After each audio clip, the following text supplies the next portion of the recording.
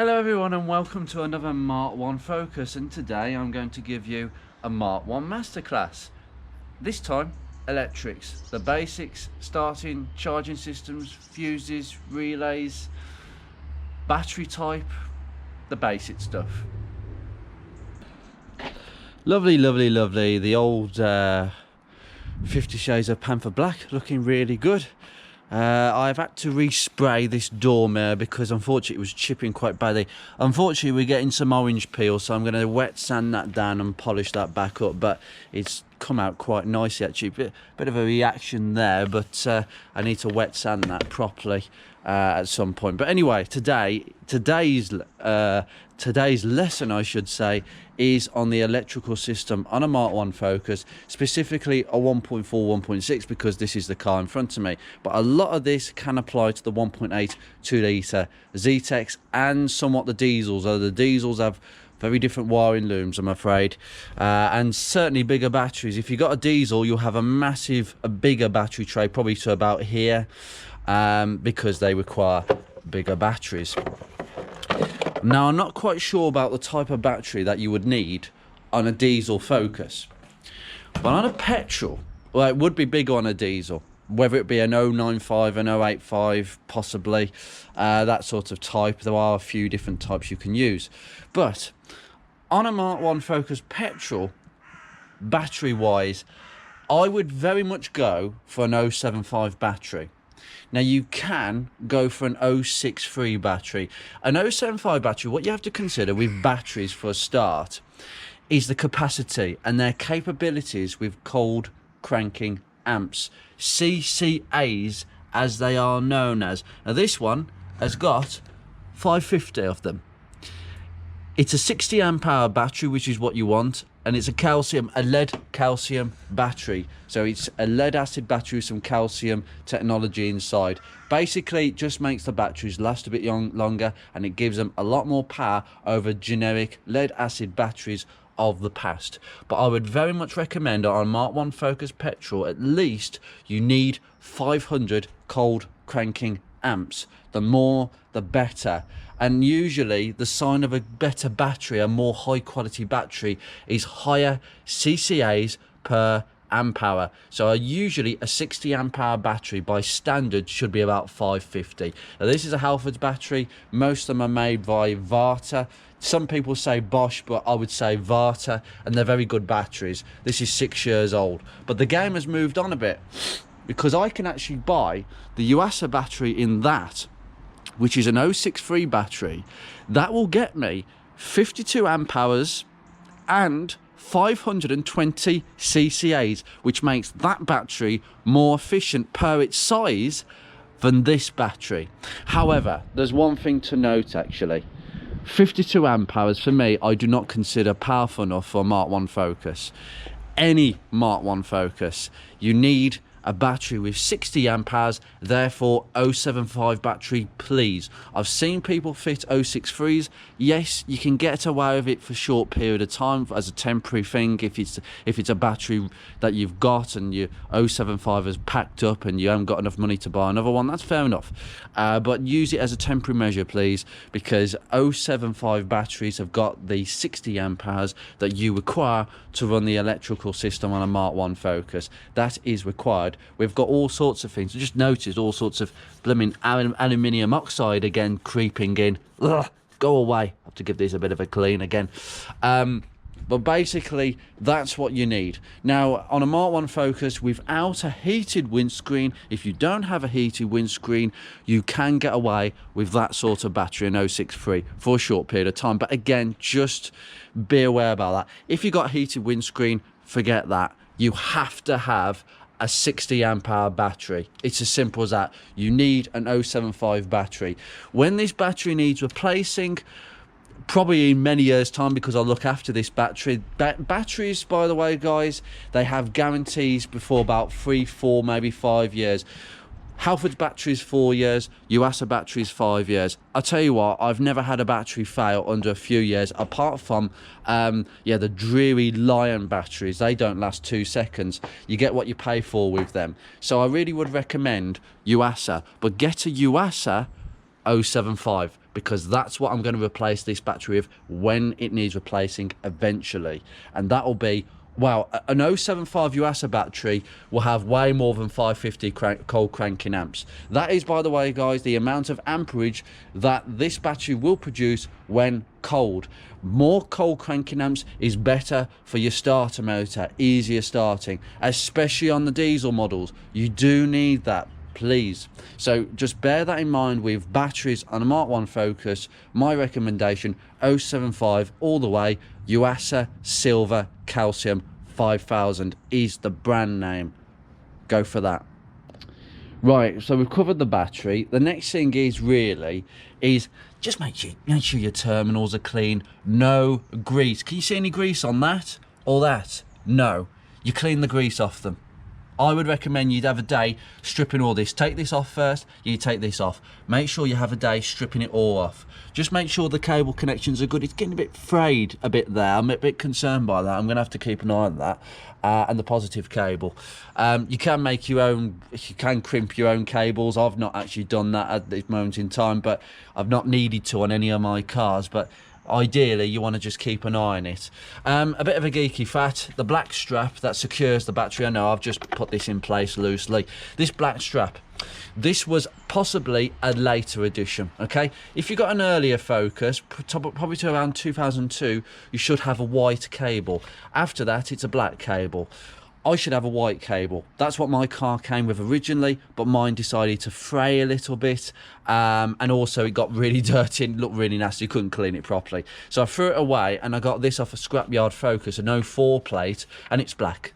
So I presume the black one, the later ones are black, if that was correct. So a bit of a geeky fact for you. I don't really care. You can't really see the dirt marks, which is fantastic. So bit of a geeky fact for you there. If you want to change it, it's just clipped in at the back there. Okay, it's just held in by a clip. You can just take it off. In fact, because I've taken it off a few times, I've actually pulled the whole thing off. But anyway, that's enough for that.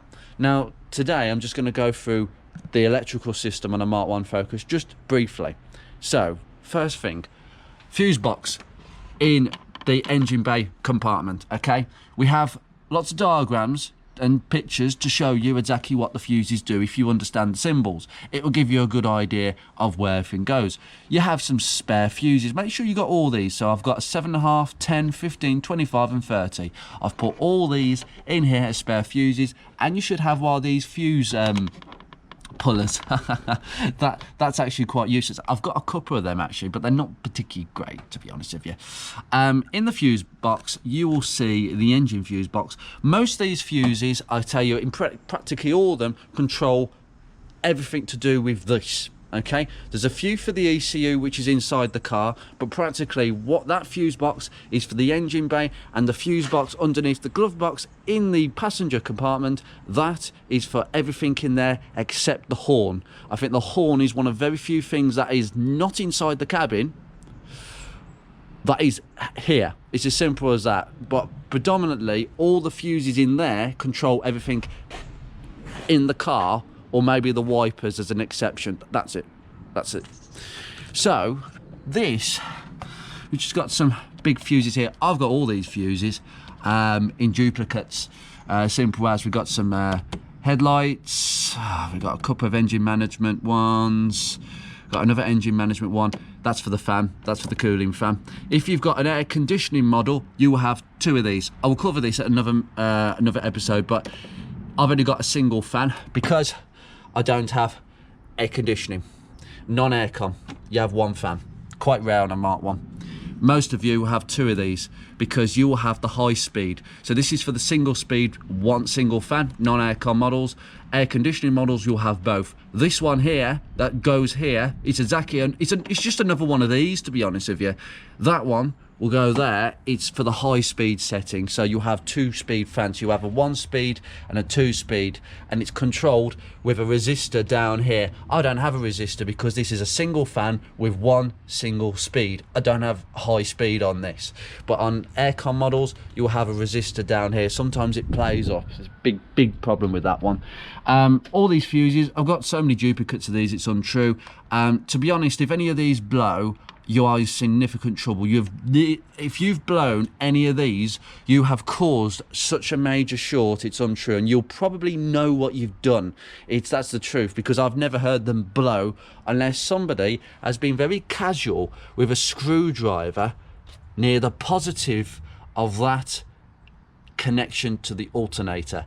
If you accidentally put a screwdriver across that terminal, whatever reason, whatever you're doing, if you short that, you're going to blow one of them. I'm not sure which one, but you'll have a plastic cap, by the way. If you've got a pre-2003 model, you have a plastic cap. If you've got a post, you'll have a rubber bung. Okay, another geeky fact.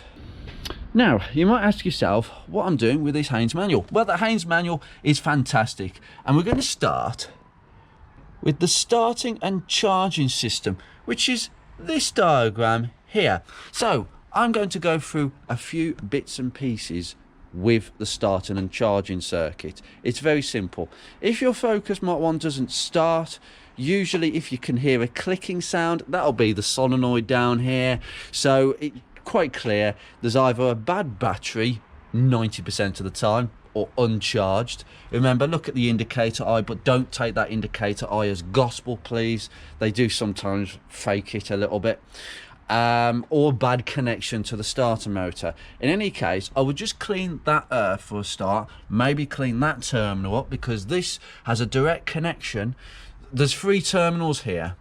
One of these leads, the big thick one here, that goes down directly to the starter motor, and then it piggybacks off and comes here to the alternator. So that will go down, branches off to the starter motor, and then branches off to the alternator. So the starter and alternator are linked. They have got a 12-volt feed. This is a 12-volt live feed to the alternator. Okay, so make sure that that's in good condition.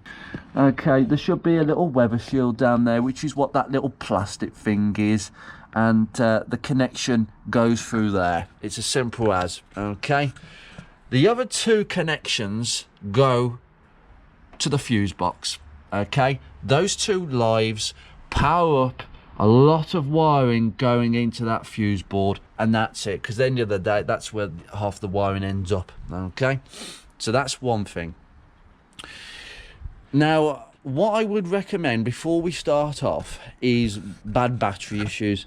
Now, I'm going to do some basic testing for you today, and we're going to have a look at testing certain components. Right, as you can pretty well see, I've had to change positions a little bit, because once again the weather's decided, well, Andrew's filming, let's rain it down again. So let's go inside the garage and do this the way I should have done it from the start. Right, now I was about to go over some basic electrical testing on any car, let alone a Mark 1 Focus. Continuity is rubbish. You can't use continuity when testing cars' electrics, because you may get a really good connection and you get the beep saying, oh, it's connected, because oh, we can just turn the multimeter to that setting and we're connected up, and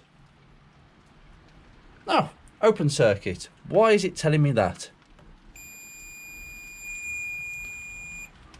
Look at that. Not even getting any continuity there at all. Why? Well, because these 2 halves of the battery are separated. The negative side and the positive side, well, the positive and the negative side, I should say, vice versa, they are separated. These 2 sides are polar opposites. They are negatively charged. They are not connected whatsoever. So when I do this, oh dear, we've got no connection. My battery's rubbish. But as soon as you go to the same terminal, good. If we've got it on the positive, let's stick this on. Let's take this cap off for a start and stick it here. Yeah. Yep, lovely. So we have a connection between that and that. So we've tested that. Fantastic. Are we done for today? No, that's not good enough.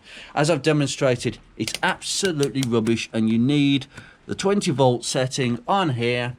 I say we're connected to the positive. 12.4 volts. There you go. See, I keep my batteries in well check because this has been in my house, this battery. I may even use this on Ruby if I get some square terminal converters, because this is not used as a battery really these days. 12.43, fantastic, lovely. Well, it's not in full service anyway, so we've got a good battery. But why is it saying 12 volts? Well, that's because that's what a battery does, isn't it? No, look, there's a very good reason why it actually says 12.43 volts. That is the difference between the positive side of the battery and the negative side. 12 volts, that's the difference, right? Because we're connected to the positive side. So let's go back to the alternator and probe the alternator live. Oh no, we've got no power. How is my car working? That is what it should be reading, guys. Zero volts. Oh dear, that's not very good, is it? We need 12 volts there. No. Look, listen. The reason it's saying 0 volts is because that is the difference between 2 points. When you are testing using a multimeter on the 20 volt setting, right? Which will test for a 12, which is perfect for a 12 volt car. Okay, that is the setting you use. You're testing between 2 different points. Continuity just makes sure there's a connection between 2 points. It could tell you that there was a continuity connection, but you're not getting 12 volts. You may not be getting 12 volts. There might be a voltage drop. There might be some shorting or resistance, meaning it's getting 10 volts. In that case, and I tell you what, most components on a 12 volt car, if they're getting, let's say, 10 volts and there's a bit of a wiring issue, short, some loss of electricity, a voltage drop of 2 volts, that item will not work. You can't have a 12 volt heater fan or fuel pump working on 10 volts, and I've got a story about that in a second. But that is precisely why continuity is rubbish, and you must use the 20 volt setting on your car. Okay, so we are testing the connection between the positive terminal and the live at the alternator. 0. There are no volts dropping. If that said 12, if I took that terminal off now, right, if I took this terminal off and then probed it again, it would say 12 volts, because that is the difference between 2 points. There's 12 volts there, but there's nothing at that side, meaning 0. Wow, no volts, basically. But because it says 0 on here, it means we have no voltage drop from that side to that side. It's as simple as. We could do it another way. We can attach it to the battery earth, right? Let's probe something. Right, let's just deliberately probe the body. Nothing. Can we just probe the earth here, which is my make do earth, because I snapped one of the earths? Nothing. Absolutely nothing. What if we probe the positive of the alternator? What are we going to get, guys? 12 volts. Yes. Why are we getting 12 volts? Because that is the difference between the negative side of the battery and the positive side, because remember the positive cable here is linked to the positive side of the battery, and there's a 12 volt difference between either side. That means we have a good earth.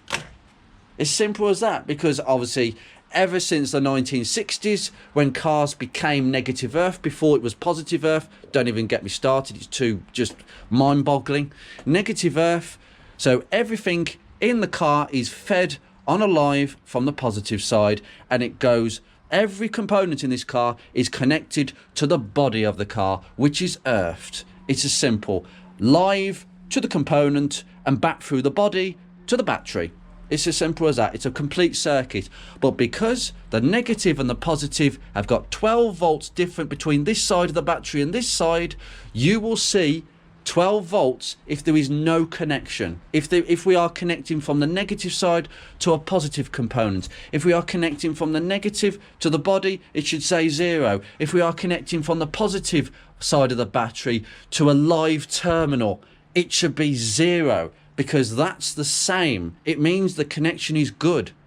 So I hope that explains a bit of continuity. What I could do here is actually try even further. I'm just going to take that off. Now, I'm just going to separate the terminal. Excuse me, don't do this by hand. Out, spark. That's what happens. You've got to be careful because it will flip back. That's why I've got the cloth. Okay, we're going to isolate that from the earth terminal.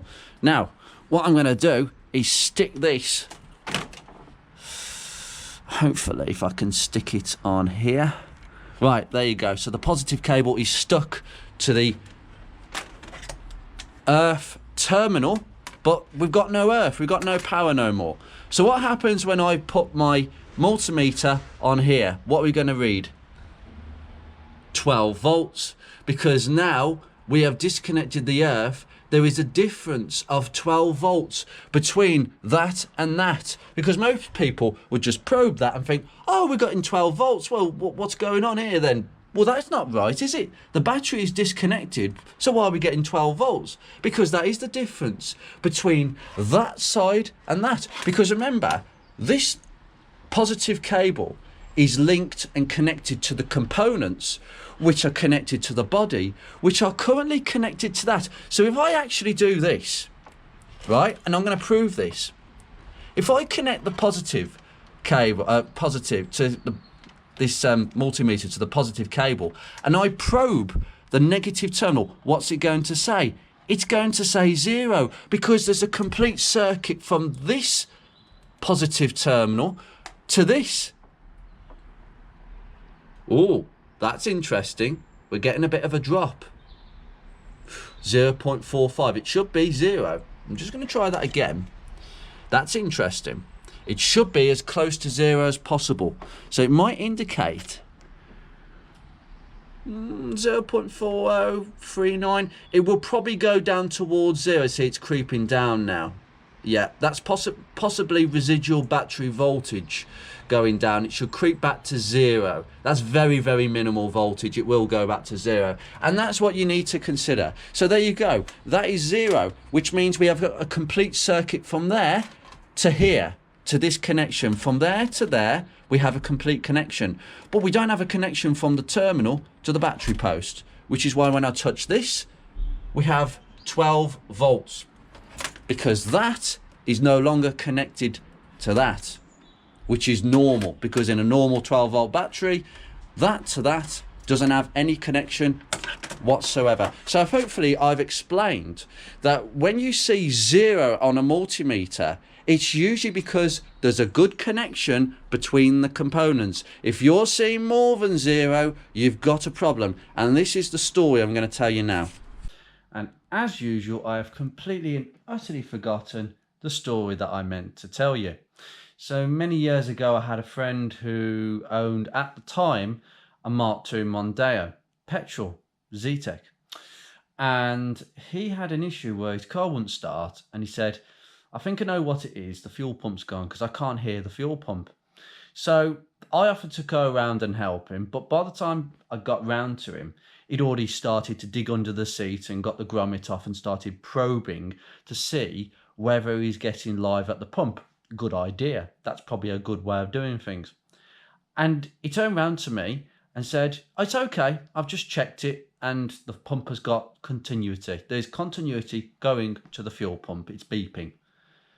Now I'm thinking, right, okay, so there's electricity going there, but I wanted to do it my own way. So I did both tests. And then I confirmed that the continuity test worked on my own multimeter. So I just wanted to confirm that he was actually, he got his diagnosis correct. That's always what I do. And secondly, I did a 20 volt test. So I tested the connection between the pump and the feed live wire. Guess what it read? 2 volts. Now, remember what I've just mentioned about continuity and 20 volt testing. He said that there was continuity. There is. But there wasn't enough continuity. So in this case, the pump, if it was a good connection between the live and the pump, which is earthed, it should have read 0. But it was reading 2. Not 12, not 0, 2. What does that mean? It meant that there was only 10 volts getting to the pump. That's it. And as I've said, 10 volts for a 12 volt pump isn't going to make the pump work. It needs 12 volts. So somewhere along that feed wire from the relay, the fuel pump relay, was a break. There was a break, and we didn't find that break, but we ran a new wire from the back of the relay to the pump, and hey presto, the car started. Pump worked. Old cars, broken wires, this sort of thing happens. But imagine if I hadn't have intercepted. He would have thought, continuity, brilliant, right, so it's the pump's getting alive, so I'm going to order a new fuel pump. You imagine buying a brand new fuel pump, dropping the tank, going through all that palaver to fit the new pump, and then still doesn't work. No sound from the pump. How many people have actually replaced the component instead of doing some really good electrical testing? And in this case, it wasn't getting enough current in the first place. So this is where the 20 volt test really does work. So if it doesn't say 12 volts, it means there's a good connection. But if it says more than 0, that's not ideal. If it's 0, that means there is a good 12 volt connection from one place to the other. There's a good connection. If it's saying more than 0, somewhere between 0 and 12, there's a drop in current. If it's saying 12, then we've got a loose connection. There's no connection between one side of the earth system and the positive side. So remember that. So that really concludes my masterclass with connecting all these various components up. I'm just going to stick that back on with some. There we go. Lovely. Fantastic. Now, oh, by the way, guys, if you're getting some strong, excuse me, kick that on the floor. If you're getting some strong sparking from the negative terminal, then that's a bad earth. You're getting some bad earths if that is sparking. If you're getting good earths, it shouldn't spark like that. That's my top tip. It's fuses in a Mark 1. Now, fuses, Mark 1 focuses have blade, obviously these old-fashioned, well, I say blade fuses. They're just standard blade fuses. They're not mini blade fuses. Unfortunately, this car is too old to have had that sort of development. The only reason that manufacturers use mini blade fuses, Mark II focuses moved on to them, is because they saved a bit of space. It meant the fuse boxes could be a bit smaller because there was way more electrical components being added, therefore more fuses. So fuse boxes would be like the size of this. Really, honestly, with the amount of modern car electrics, fuse boxes would be double the size of that. So that's why they went to mini blade fuses, but just save space, nothing more than that. But Mark 1 focuses generically use those sort of fuses. Now, the other thing I'm going to mention is just a few little pointers about a basic electrical system diagnosis. The next thing we're going to have a look at, just put that down there, is the starting and charging circuit. I'm going to explain how that works. Okay, so first off, we start at the battery. Again, like I said, positive to the starter down there, this big thick red one, this one, that one. It goes all the way down to the starter motor down there, and then it will piggyback and take a 12 volt feed to feed the alternator. Now, there is another component in the system, and we're going to have a look at the diagram. It goes through a fuse in the fuse box called F10. This fuse here, this red fuse here, okay, that is fed by the battery, and it is a battery sensing wire that feeds down to here. Okay, what you do, that wire will go from number 10 into the ECU, and then the ECU will go, it will go through into that red wire. Okay, that is a battery sensing wire. Okay, so the ECU's already got that wire going through it, and then it sends another wire to the alternator, and that voltage sensor is basically part of the voltage regulator. Okay, it senses the battery voltage, and that battery voltage that I'm getting in the car, 12 point something volts, it uses the blue and the grey wire to take that voltage or information to the ECU itself. So those blue and grey wires, that both of them, okay, in this plug, they go straight to the ECU. And then the ECU will make a decision about what it needs to do to maintain voltage. So, oh, Andrew's put his heated windscreen on. Yeah, might have to raise the revs just a little bit. So the ECU will change the engine characteristics to produce a bit more voltage when higher powered stuff are turned on. Heated windscreen is the biggest thing on a Mark 1 as far as I'm concerned. It's the one thing that will expose a poor earth connection, positive connection, and your general battery life. It's as simple as that. It will test the waters. And if you have got problems with any of them, you will know about it. It could end up the car stalling, it's that bad. And I had that once, realistically, and that was with a very bad battery indeed years ago. But since I had this fitted, no problems. 550, 60 amp hours, no problems at all. And clean your connections, it always makes a bit of difference. Even with a rubbish battery, it will make a difference. So that's what's going on there. It's a very simple charging circuit. There's very little stuff to go. I mean, if if there's problems with the alternator, if you're getting a battery warning light, first thing to check is that fuse there, and make sure that that red fuse, okay, has not been blown. Okay, it's a 10 amp fuse. Just check it, okay, because that is what ultimately allows information. Well, basically there's a feed, there'll be a 12 volt feed going from the ECU into that voltage regulator for some reason to warm it up, possibly like that. The regulator will send that information down those two blue and grey wires to the ECU, and then the ECU will change how the engine is working to make sure that the alternator is working well. That, ladies and gentlemen, is the Ford Smart Charge system down to a T in these cars. It was a new system. Older alternators don't really have these battery sensing items on them. Some manufacturers did. Ford probably caught up with a few of them who had already done this well in the 80s, 90s. But the Smart Charge system, as Ford call it, is essentially a battery voltage sensing system where the ECU knows what the alternator is doing. If you go on 4scan and look at the battery voltage, why does the ECU know what the battery voltage is? It's because of these two wires giving the information to the ECU. It's as simple as that.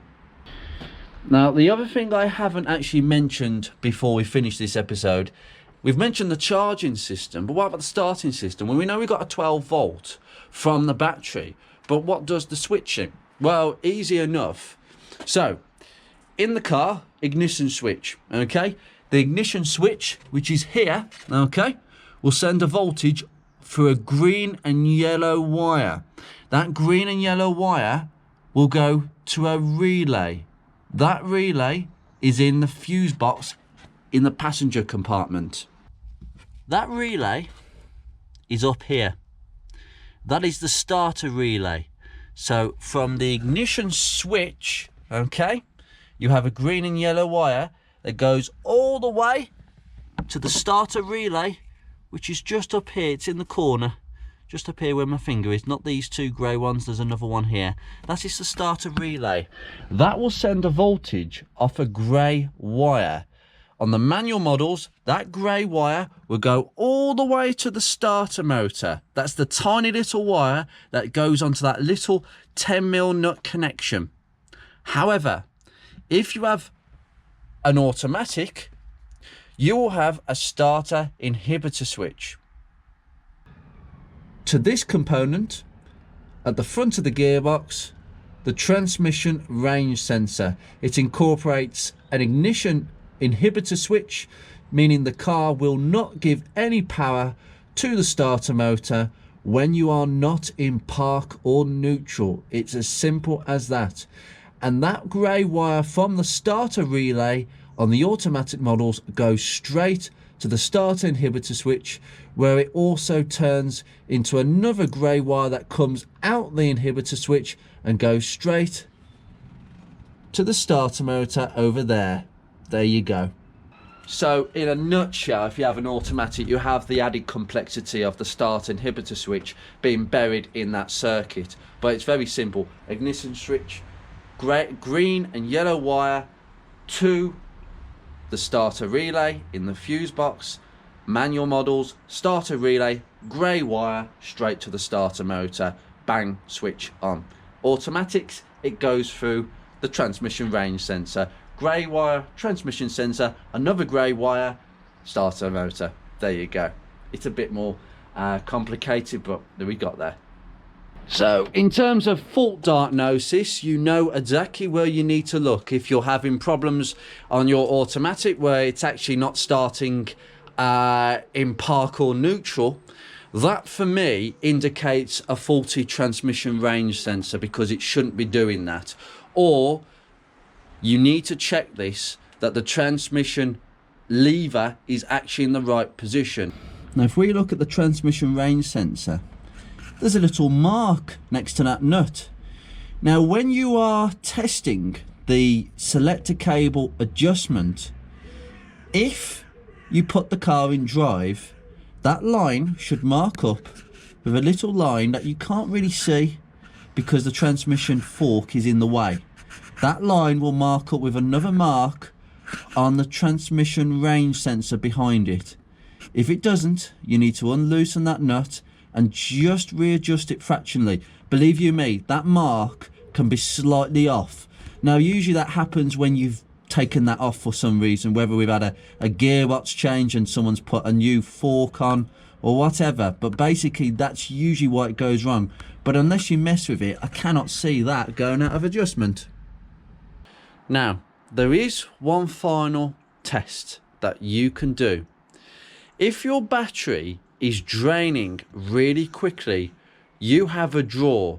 There is something sucking extra electricity when it shouldn't be. Now that is a very big draw of current. It can happen. It happens with older cars, so you have to be very aware about what components might cause that.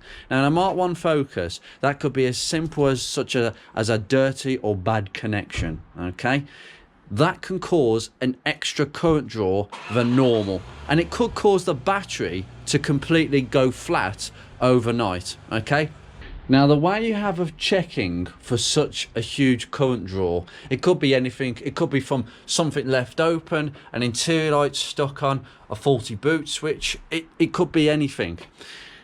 Everything on a car goes through a fuse. There has to be a fuse, whether it's a huge fuse because it's part of the ECU management system, or a small fuse. There has to be a fuse for it. Okay, so what you do to check for a draw, and to check if you have got a vampire draw, as I call it, because it literally sucks the power from your battery, you set your multimeter to amps. Okay, we're looking for milliamps, but I've just set it to 10 amps. Now you can go as low as 200 milliamps.